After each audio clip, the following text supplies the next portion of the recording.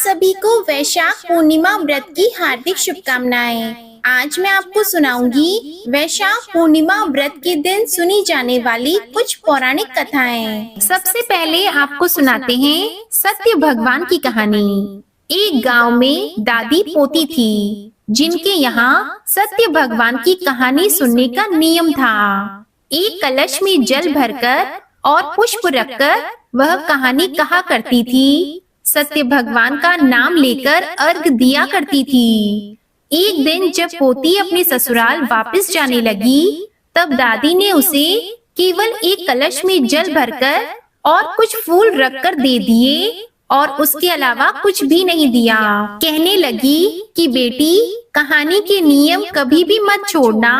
तब पोती ने दादी की बात मानी और ससुराल के लिए चली गई। रास्ते में चलती जाती और पछतावा भी करती जाती कि ससुराल में सभी पूछेंगे कि अपने मायके से क्या लाई हो, तब मैं क्या बताऊंगी। पोती के मन की बात सत्य भगवान ने सुन ली और सत्य भगवान सोचने लगे कि इसका संकट मिटाना चाहिए। इधर पोती रास्ते में एक जगह रुककर कहानी कहकर अर्घ देने लगी, तो देखते ही देखते वहाँ पर हीरे मोतियों के गहनों का ढेर हो गया।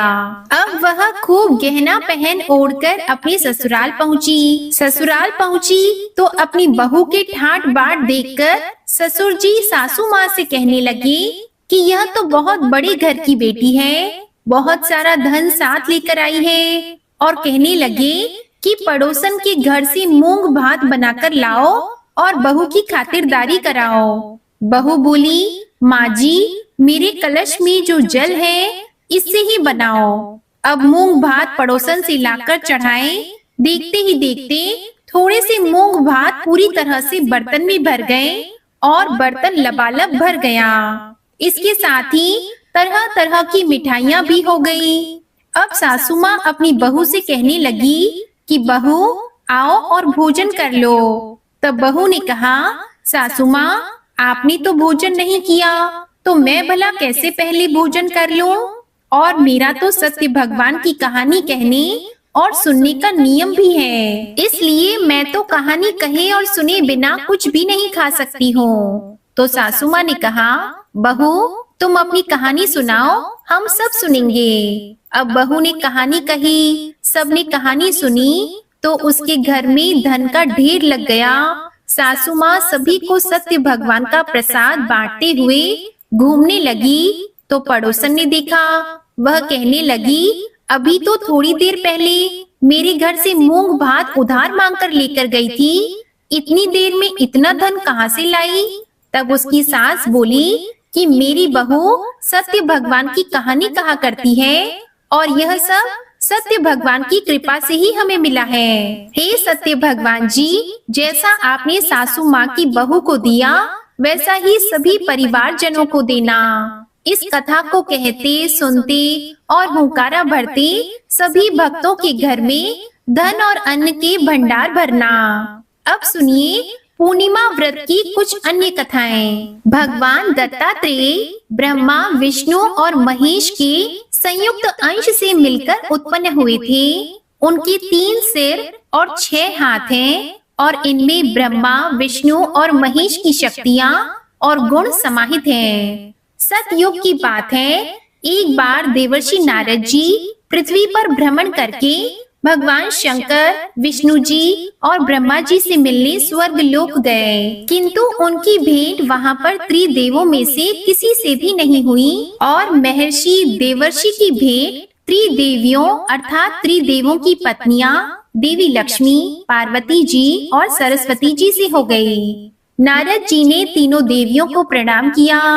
नारद जी ने तीनों देवियों का घमंड तोड़ने के लिए कहा कि मैं विश्व भर का भ्रमण करता रहता हूँ, किंतु पूरे संसार में केवल ऋषि अत्रि की पत्नी देवी अनुसुईया के समान पतिव्रत्य धर्म वाली, शील और सद्गुण संपन्न स्त्री मैंने नहीं देखी, और आप तीनों देवियां भी पतिव्रता धर्म में उनसे पीछे हैं। तब नारद जी की बात सुनकर तीनों देवियों के अहम को बड़ी ठेस लगी, क्योंकि वे समझती थी कि हमारे समान पातिव्रत्य स्त्री इस संसार में कोई और हो ही नहीं सकती। तब नारद जी तो वहाँ से चले गए, जिसके बाद त्रिदेव वहाँ पर आए और उनको सती अनुसुईया का पतिव्रत्य धर्म नष्ट करने के लिए कहा। तब विवश होकर तीनों देव देवी अनुसुईया का पतिव्रत्य धर्म को भंग करने के लिए पृथ्वी लोक पर आ गए, परंतु संयोगवश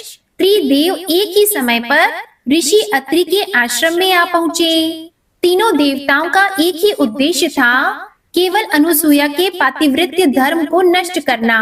तीनों ने मिलकर एक उपाय सोचा कि हम ऋषियों के वेश में माता अनुसुईया से भिक्षा मांगेंगे, और तीनों ने मुनियों का वेश धारण करके आश्रम के प्रवेश द्वार पर भिक्षा के लिए आवाज लगाई। आवाज सुनकर माता अनुसुईया बाहर आई और तीनों ऋषियों को प्रणाम किया। जब देवी भिक्षा देने लगी तो तीनों ने भिक्षा लेने से इनकार कर दिया और कहा कि पहले आप हमें भोजन कराएंगे, तभी हम आपसे भिक्षा लेंगे, नहीं तो नहीं लेंगे। तीनों ऋषियों की बात सुनकर देवी अनुसुईया कहने लगी कि ठीक है, जैसे आपकी आज्ञा। तब तक आप तीनों स्नान आदि से निवृत्त हो जाइए और मैं तब तक भोजन तैयार कर देती हूँ। जिसके बाद तीनों देव स्नान करके आश्रम में वापस आ गए। देवी अनुसुईया ने कई प्रकार के व्यंजन बनाए और आसन बिछा दिया और कहा कि हे मुनियों, अब कृपा करके आसन ग्रहण कीजिए और भोजन कीजिए। इस पर तीनों देव बोले, हम तभी आसन ग्रहण कर सकते हैं जब तुम प्राकृतिक अवस्था अर्थात बिना वस्त्रों के हमें भोजन कराओगी, नहीं तो हम तुम्हारे द्वार से भूखे ही चले जाएंगे। तीनों ऋषियों की बात सुनकर देवी अनुसुईया बहुत ही क्रोधित हो गई, किंतु पतिव्रत्य धर्म के कारण वह त्रिदेव की चाल समझ गई। जिसके बाद अनुसुईया ने अपने पति ऋषि अत्रि के चरणोदक को त्रिदेव के ऊपर छिड़क दिया, जिससे त्रिदेव छोटे छोटे शिष्यों का रूप धारण कर गए। तब जाकर उनकी शर्त के अनुसार देवी अनुसुईया ने अपने कपड़े उतारकर उन्हें स्तनपान कराया। स्तनपान कराने के बाद तीनों बालकों को अलग अलग पालने में भी सुला दिया और उन्हें झुलाने लगी। बहुत समय बीत जाने पर उधर स्वर्ग लोक में जब त्रिदेव नहीं पहुँचे तो त्रिदेवियां चिंता करने लगी और त्रिदेव को खोजती हुई माता अनुसुईया के आश्रम में आ पहुँची। सती अनुसुईया से त्रिदेवों के बारे में पूछने लगी। तब उन्होंने बताया कि आप तीनों देवियों के पति इन पालनों में विश्राम कर रहे हैं। आप इनमें से अपने पति को पहचान लीजिए और ले जाइए। किंतु तीनों बालकों में मुख एक समान होने के कारण वे उन्हें नहीं पहचान सकी। तब देवी लक्ष्मी जी ने बड़ी चालाकी से अपने पति को उठाया तो वे तो शंकर जी निकले, जिस पर उनका बहुत उपहास उड़ाया। यह देखकर तीनों देवियों का घमंड चूर चूर हो गया और वे अब माता अनुसुईया के पैरों में पड़कर माफी मांगने लगी और अपने पति को वापस लौटाने की प्रार्थना करने लगी। तब माता ने कहा कि इन तीनों ने मेरा स्तनपान किया है, इसलिए इन्हें किसी न किसी रूप में तो मेरे पास रहना ही होगा। जिसके बाद तीनों देवों के अंश में से एक विशिष्ट बालक का जन्म हुआ। उस बालक के 3 सिर और 6 भुजाएं थीं, जिनका नाम दत्तात्रेय रखा गया, जो आगे चलकर बहुत बड़े ऋषि बने। माता अनुसुईया ने अपने पति के चरणोदक से फिर से त्रिदेव को उन्हीं रूप में कर दिया।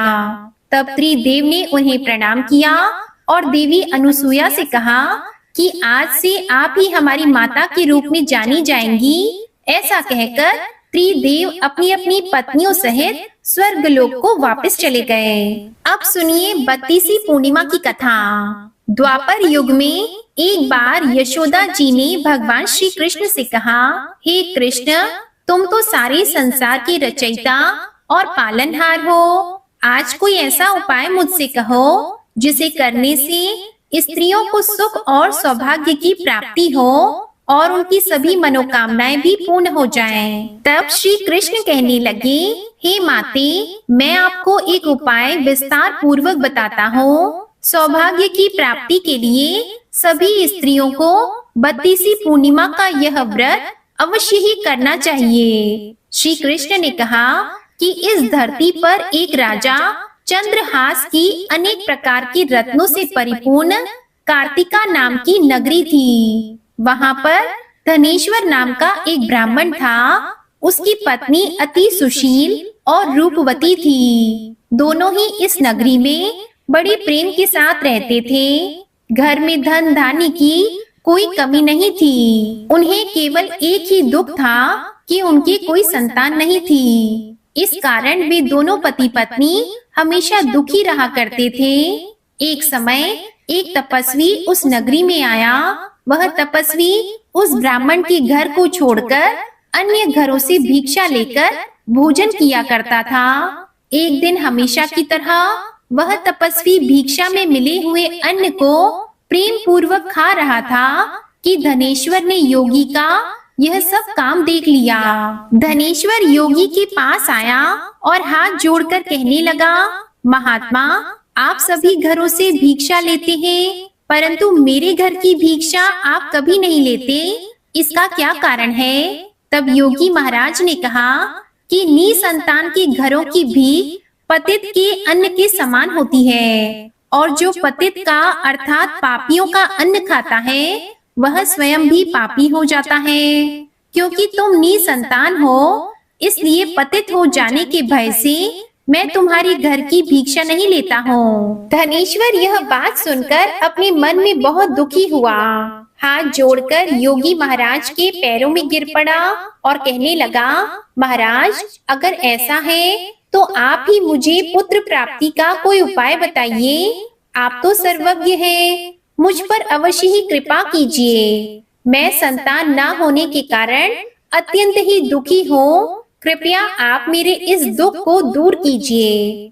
तब योगी महाराज कहने लगे, हे ब्राह्मण, तुम देवी चंडी की आराधना करो। तब घर आकर उसने अपनी पत्नी से सारा वृतांत कहा और तपस्या करने के लिए स्वयं वन में चला गया। वन में जाकर उसने श्रद्धा के साथ देवी चंडी की उपासना की और उपवास किया। चंडी ने 16वें दिन उसको स्वप्न में आकर दर्शन दिया और कहा, हे धनेश्वर, जा, तेरे पुत्र होगा, परंतु वह 16 वर्ष की आयु में ही मृत्यु को प्राप्त हो जाएगा। अगर तुम दोनों पति पत्नी मिलकर 32 पूर्णमासियों का व्रत विधि पूर्वक करोगे तो तुम्हारा पुत्र दीर्घ आयु होगा।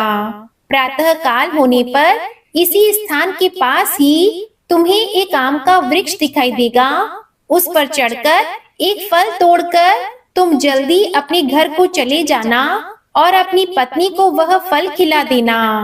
ऋतु स्नान के बाद वह स्वच्छ होकर श्री शंकर जी और श्री विष्णु जी का ध्यान करके उस फल को खा लेगी। तब भगवान की कृपा से उसे गर्भ ठहर जाएगा। जब वह ब्राह्मण प्रातः काल उठा तो उसने उस स्थान के पास ही आम का एक वृक्ष देखा, जिस पर एक अत्यंत सुंदर फल लगा हुआ था। धनेश्वर उस वृक्ष पर चढ़ गया और उसने वह फल तोड़कर अपनी पत्नी को लाकर दे दिया।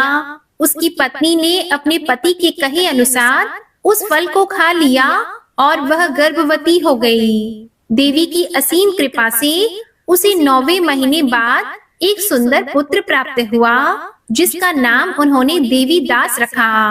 माता पिता के हर्ष के साथ ही अब वह बालक बढ़ने लगा। देवी की कृपा से वह बालक बहुत ही सुंदर, सुशील और पढ़ने में बहुत ही निपुण हो गया। देवी की आज्ञा के अनुसार उसकी माता ने 32 पूर्णिमा का व्रत रखना आरंभ कर दिया था, जिससे उसका पुत्र बड़ी आयु वाला हो जाए। तब पूर्णिमा के व्रत के प्रभाव से ब्राह्मण और ब्राह्मणी के पुत्र का बाल भी बांका नहीं हुआ और वह दीर्घ आयु वाला हो गया।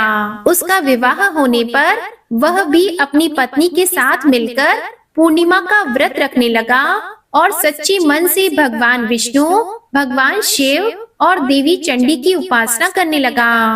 भगवान श्री कृष्ण कहते हैं कि हे माते, 32 पूर्णिमा के व्रत के प्रभाव से धनेश्वर पुत्रवान हो गया। जो भी स्त्रियां इस व्रत को रखती हैं, वे जन्म जन्मांतर में वैधव्य का दुख नहीं भोगती और सदैव सौभाग्यवती रहती हैं। बोलिए भगवान शिव शंकर और भगवान श्री विष्णु जी की जय। अमावस्या और पूर्णिमा नाम की दो बहनों की कहानी। किसी देश में एक राजा रहा करता था। उनके दो बेटे और दो बेटियां थीं। बड़ी बेटी का नाम था अमावस्या और छोटी का नाम था पूर्णिमा। अमावस्या बड़ी नटखट और चतुर लड़की थी, जबकि पूर्णिमा सीधी साधी, भोली भाली, घर का सारा कामकाज करने वाली, धर्म कर्म में विश्वास करने वाली लड़की थी। कुछ समय बीतने पर उसके दोनों भाइयों का विवाह हो गया। घर में भाभियां आ गईं। दोनों भाभियां पूर्णिमा से बहुत खुश रहती थी, क्योंकि वह घर का सारा कामकाज कर दिया करती थी। लेकिन अमावस्या कोई भी कामकाज नहीं करती थी, इसलिए भाभी उससे चिढ़ती थी। अमावस्या और पूर्णिमा भी अब बड़ी होने लगी। रानी ने राजा से कहा कि हमारी बेटियां अब बड़ी हो गई हैं, विवाह के लायक हो गई हैं, तो अब इनके लिए जल्दी से ही अच्छे वर ढूंढना शुरू कर दीजिए। लेकिन वर ढूंढते समय इस बात का ध्यान जरूर रखना कि पूर्णिमा घर का कामकाज करने और गायों का गोबर उठाने में, भजन कीर्तन में ही मस्त रहने वाली है, इसलिए इसके लिए गरीब घर ही देखना। भला अमीर या राजा के घर जाकर यह क्या करेगी? और अमावस्या के लिए तो राजकुमार ही ढूंढना। पूर्णिमा ने जब अपनी माँ की बातें सुनी तो उसे बहुत ही दुख हुआ। अब राजा वर की तलाश में निकल गए। एक गांव के गरीब लड़के से जल्दी ही पूर्णिमा का विवाह तय कर दिया गया और उसी गांव के राजा के बेटे से अमावस्या का विवाह तय कर दिया। इसके बाद राजा वापस अपने राजमहल में लौट आए। विवाह की तैयारियां शुरू कर दी। जल्दी ही विवाह का समय भी आ गया और फिर देखते ही देखते कुछ दिनों में उन दोनों का विवाह करके धूमधाम से दोनों लड़कियों को विदा भी कर दिया। पूर्णिमा को एक गरीब घर में ब्याहा गया था, इसलिए यह सोचकर उसे विदा करते समय कुछ भी दान दक्षिणा नहीं दी। यह सोचकर कि आखिरकार उसे वहां जाकर किस बात का दिखावा करना है। उधर अमावस्या एक अमीर घर में गई, इसलिए उसे बहुत सारा धन भी विदा करते समय दिया गया, ताकि राजमहल में उनकी बड़ाई हो सके। अब दोनों बहनें अपने अपने ससुराल चली गईं। कुछ समय बीतने के बाद दोनों को ही संतान प्राप्त हुई। एक दिन की बात है, अमावस्या ने अपने घर में कीर्तन रखा, लेकिन अपनी बहन पूर्णिमा को बुलावा नहीं भेजा। इससे पूर्णिमा को बहुत दुख हुआ। वह सोचने लगी कि मैं बहुत गरीब हूँ, इसलिए मेरी बहन ने मुझे नहीं बुलाया होगा, और वह बहुत दुखी मन से अपने घर की दहलीज पर बैठ गई। इधर नगर की बाकी औरतें कीर्तन में खूब सज धज कर जा रही थी। पूर्णिमा को अपने घर की दहलीज पर बैठे देखकर औरतें उससे कहने लगी, पूर्णिमा तुम नहीं चलोगी क्या? तो पूर्णिमा बोली, मेरे घर तो बुलावा आया ही नहीं, इसलिए मैं नहीं जा सकती। उसकी बात सुनकर सभी औरतें कहने लगी, अरे पूर्णिमा तुम तो बहुत अच्छा भजन कीर्तन करती हो, इसलिए तुम हमारे साथ चलो। पूर्णिमा बहुत भोली थी। उन सबके कहने पर वह भी उनके साथ चली गई। उसे अपने घर की दहलीज पर देखते ही उसकी अमीर बहन अमावस्या तो बहुत ही क्रोधित हो गई और गुस्सा करती हुई कहने लगी, जब मैंने तुझे बुलाया नहीं तो फिर तू मेरे घर क्यों आई? लेकिन ठीक है, अब आ ही गई है तो चुपचाप एक कोने में बैठ जा और देख, कुछ बोलना नहीं। बहन के इस व्यवहार से पूर्णिमा को बहुत दुख हुआ। अपने आप को कोसते हुए वह अपने भगवान को याद करने लगी और कहने लगी, हे भोलेनाथ, इसमें मेरी क्या गलती है कि मेरा विवाह एक गरीब घर में हुआ? मैंने तो हमेशा आपकी पूजा की है। आप कब तक मेरी परीक्षा लोगे? भजन कीर्तन पूरा हो गया। इसके बाद सभी औरतें प्रसाद लेकर अपने अपने घर को जाने लगी। अमावस्या ने सभी को प्रसाद दिया, लेकिन अपनी बहन पूर्णिमा को प्रसाद नहीं दिया और कहने लगी कि तुम मेरे घर का प्रसाद लेने के लायक नहीं हो। बहुत दुखी होकर आंसू बहाते हुए पूर्णिमा अपने घर के लिए निकल गई। आधे रास्ते पहुंची तो सोचने लगी, क्यों ना आज पीहर चली जाऊं।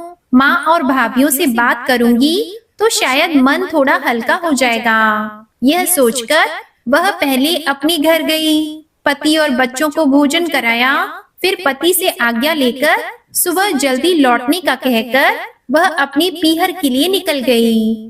रास्ते में तुलसी माता का एक चबूतरा आया।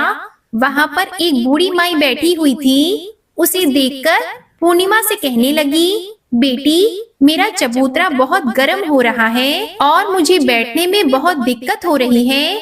क्या तुम 2 बाल्टी लाकर मेरे चबूतरे पर डाल दोगी? ऐसा करने से चबूतरा ठंडा हो जाएगा तो मुझे भी थोड़ी ठंडक मिलेगी।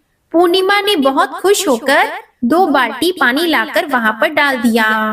ठंडक मिलते ही बूढ़ी माई ने उसे खूब भर भर कर आशीर्वाद दिया। जब वह आगे चली तो रास्ते में एक शिव मंदिर आया। वहाँ गंदे कपड़े और बड़ी जटाओं वाला एक बुजुर्ग बैठा हुआ था। पूर्णिमा को देखकर कहने लगा, बेटी, मेरे कपड़े बहुत गंदे हो गए हैं, क्या तुम कपड़े धोकर मंदिर साफ कर दोगी? पूर्णिमा ने खुशी खुशी वह सारा काम भी कर दिया और बूढ़े बाबा ने प्रसन्न होकर उसे खूब सारा आशीर्वाद दिया। पूर्णिमा बहुत पूजा पाठ तो करती ही थी। भगवान शिव के मंदिर को देखकर वह मंदिर में अंदर गई और भोलेनाथ के दर्शन कर फिर आगे चली। आगे बढ़ी तो रास्ते में काली माता का मंदिर आया। उस मंदिर के बाहर सीढ़ियों पर एक बूढ़ी माई बैठी हुई थी। पूर्णिमा को देखकर कहने लगी, बेटी, मेरा बदन बहुत दर्द कर रहा है, तुम दबा दोगी? उसने खुशी खुशी बुढ़िया का बदन दबाकर फिर मंदिर भी साफ कर दिया और फिर पूर्णिमा से खुश होकर बूढ़ी माई ने भी उसे खूब सारा आशीर्वाद दिया। अब पूर्णिमा अपने पीहर जाने के लिए आगे बढ़ी। थोड़ा आगे चली कि एक नदी पड़ी जिसके आसपास कूड़े के ढेर लगे हुए थे। वह मन ही मन सोच रही थी कि मैं इस नदी के उस पार कैसे जाऊं।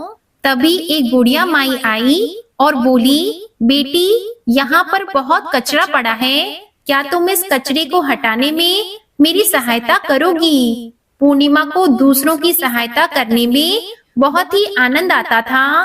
पूर्णिमा ने उस बुढ़िया की कचरा साफ करने में मदद की। दोनों ने मिलकर कचरा साफ कर दिया।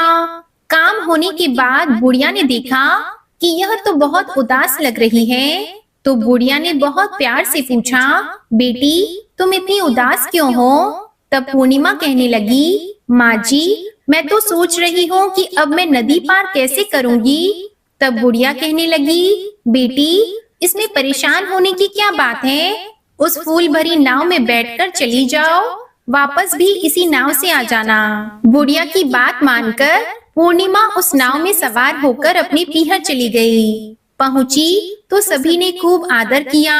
उसने भाभीयों का सारा काम किया और फिर भाभियां उससे बहुत खुश हो गईं। अब उसने वापस ससुराल जाने की आज्ञा ली तो भाभी कहने लगी, पूर्णिमा, तुम मेरी ये सुंदर साड़ी पहन लो और श्रृंगार करके अपने ससुराल जाओ। दूसरी भाभी ने उसे थैला पकड़ाया और कहने लगी, पूर्णिमा, इसे तुम अपने ससुराल जाकर ही खोलना। वह थैला लेकर खूब सज धज कर अपने ससुराल के लिए निकल गई। वापस गई तो नदी पड़ी। उसी फूलों की नाव में बैठकर उसने वह नदी पार कर ली। जब आगे जाने लगी तो फिर से बुढ़िया मिली। बुढ़िया बोली, बेटी, मुझसे मिलकर नहीं जाओगी क्या? तब पूर्णिमा थोड़ी देर के लिए वहाँ रुककर बुढ़िया से बात करने लगी। जाते हुए बुढ़िया ने भी उसे एक थैला पकड़ाया और कहने लगी, बेटी, यह तो मेरे किसी काम का नहीं है, तुम रख लो इसे और इसे तुम अपने ससुराल में जाकर ही खोलना। आगे चली तो काली माता का मंदिर आया। वहाँ पर बैठी बुढ़िया कहने लगी, बेटी, अकेले अकेले वापस जा रही हो, मुझसे मिलकर नहीं जाओगी? तब उसने बुढ़िया के पैर छूकर उन्हें प्रणाम किया। बुढ़िया ने उसे खूब सारा आशीर्वाद दिया और उसने भी एक थैला पकड़ा दिया। साथ ही कहा कि बेटा, इसे घर जाकर ही खोलना। थोड़ा और आगे बढ़ी तो फिर से वही शिव मंदिर आया और वहाँ पर बैठे बूढ़े बाबा ने भी उसे खूब सारा आशीर्वाद देकर एक थैला पकड़ा दिया। इस प्रकार अपने हाथ में बहुत सारे थैले लेकर वह जब आगे बढ़ी तो तुलसी माता के चबूतरे पर वही बूढ़ी माई बैठी हुई मिली। बूढ़ी माई ने देखा तो कहने लगी, बेटी इस तरह चुप चुप निकल कर जा रही हो, मिलकर नहीं जाओगी क्या? तो पूर्णिमा बोली, नहीं माँ जी, ऐसी तो कोई बात नहीं। उसने बूढ़ी माई के पैर छुए, उनके पैर दबाए और फिर उनका आशीर्वाद लेकर उनसे भी एक थैला लेकर वह बहुत सारे थैले अपने साथ लेकर अपने घर पहुंच गई। सबसे पहले उसने भाभी का दिया हुआ थैला खोला, देखा तो उसमें बच्चों और पति के लिए नए नए कपड़े और घर खर्च के लिए कुछ रुपए भी रखे थे, जिसे देखकर उसकी ससुराल के लोग बहुत खुश हुए। दूसरा थैला खोला जो उसे गंगा माता ने दिया था, उसमें बहुत सारा सोना चांदी देखा तो सभी बहुत खुश हो गए और गंगा माता का धन्यवाद किया। तीसरा थैला जो काली माता ने उसे दिया था, जब उसे खोला तो उसमें बहुत सारे गहने आभूषण थे, सब के सब सोने चांदी के बने हुए थे। सबने मिलकर काली माता का धन्यवाद किया। चौथा थैला भोले बाबा का था, जिसमें ढेर सारी धन संपत्ति और भर भर कर सुख भरा हुआ था। अब पूर्णिमा के पास किसी भी चीज की कोई कमी नहीं रही। वह भी अपनी बहन अमावस्या की तरह खूब धनवान और सुखी हो गई।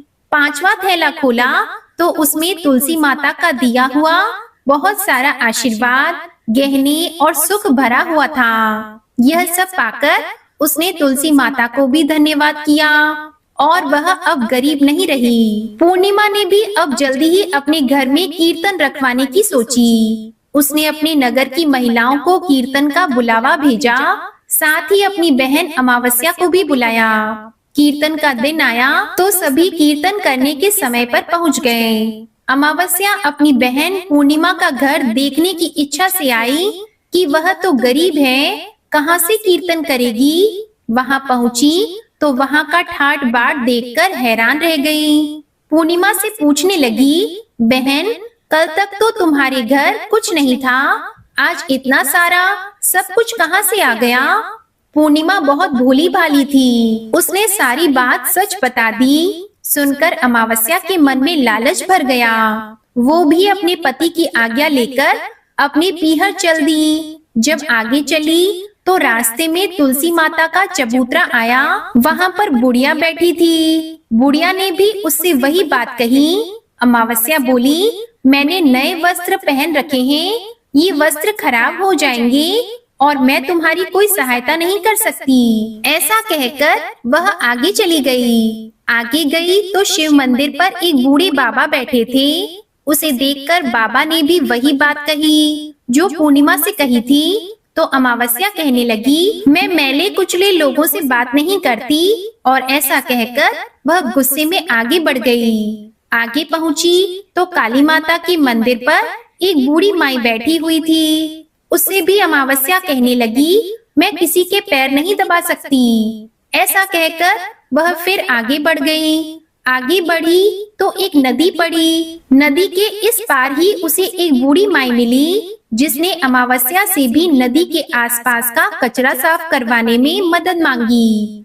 सुनकर अमावस्या क्रोधित हो गई और कहने लगी, मैं कोई कचरा उठाने वाली नहीं हूँ, तुम मेरे सामने से हटो। ऐसा कहकर वह वहाँ पर खड़ी हुई फूलों की नाव में बैठ गई। जैसे ही अमावस्या उस फूलों वाली नाव में बैठी कि उसके सारे फूल कांटों में बदल गए। देखते ही देखते उसके पूरे शरीर में कांटे चुभने लगे। उसने बहुत जोर से दर्द होने लगा और वह लहूलुहान हो गई। जल्दी ही नाव से उतरकर वह अपने घर पहुंची। भाभियों ने जब अमावस्या को इस हाल में देखा तो उससे पूछा। फिर जल्दी ही उनका माथा ठनका कि यह यहाँ करने क्या आई है। उसने भाभियों के किसी भी काम में हाथ नहीं बटाया, ना ही किसी से ठीक से बात की। अगले दिन जब वह वापस अपने ससुराल जाने लगी तो अपनी भाभियों से बोली, भाभी मुझे सीख में आशीर्वाद में कुछ नहीं दोगी क्या?